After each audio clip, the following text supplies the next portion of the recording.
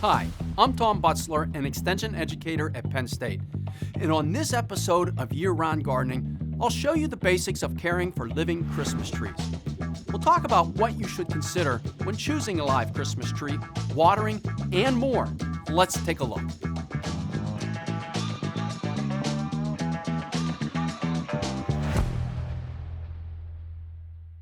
When it comes to Christmas trees, people most often choose either artificial trees or cut trees. But there are also living trees people can purchase.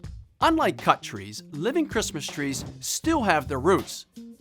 This means you can replant the tree after the holidays. There are two types of living Christmas trees: trees in containers and balled and burlap trees, also known as B&B. Container trees are small and usually are put on tabletops.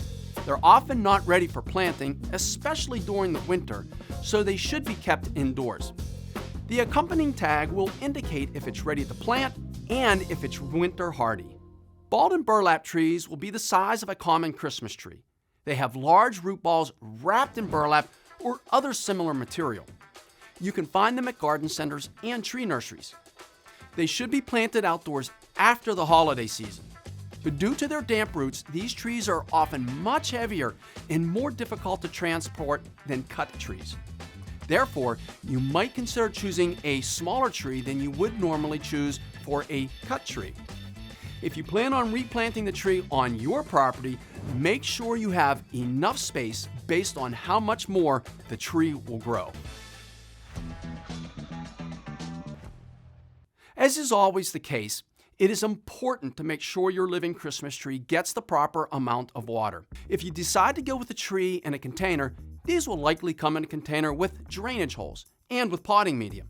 These often dry out quickly, so it's important to check soil moisture daily with your finger or water meter. However, make sure they do not sit in standing water.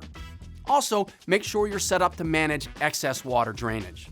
For a balled and burlap tree, these are in a dormant state and should remain in this state while you have it displayed in your home. Therefore, you should acclimate your tree for the indoors before bringing it in to your home. It's best to first store it in your garage, shed, or other enclosed outdoor space for 1 to 2 weeks. Then, when you bring it into your home, keep in mind that ideally, it should have a short display period, no longer than a week. When choosing a location for the tree, a cool area is ideal. Avoid heat sources and direct sunlight.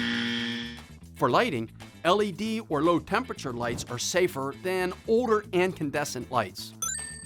Once indoors, you should place the tree in a watertight container large enough to support the tree.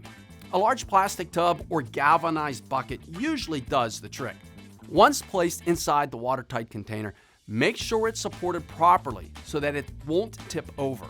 Placing stones in the bottom of the container is helpful both for support and to make sure the tree doesn't sit in standing water.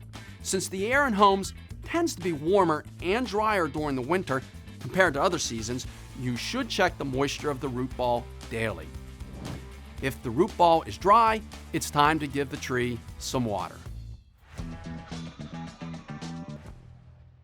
You should plan where you want to plant your living Christmas tree before you purchase it. Find a spot on your property where there's enough room for growth. It's best to pre-dig the hole early before the ground gets frozen and too hard. You can store the soil you dig up in your shed, garage, or other area, then use it when it's time for planting. If you're unable to dig the hole for your tree before the ground freezes, you can store your tree in an unheated area, then wait until the spring to plant. When digging the hole, make sure it's 1 to 2 feet wider than the root ball and as deep as the length of the root ball to the root flare. Also, make sure the hole has tapered sides where it widens at the top and has a firm, flat base. Remove the burlap and any other material around the root ball completely before planting. When filling in the hole around the tree, make sure the root flare is level or slightly above the finished grade. Lastly, water your tree thoroughly once it's planted and mulch with straw. The mulch will help the roots acclimate to the cold soil.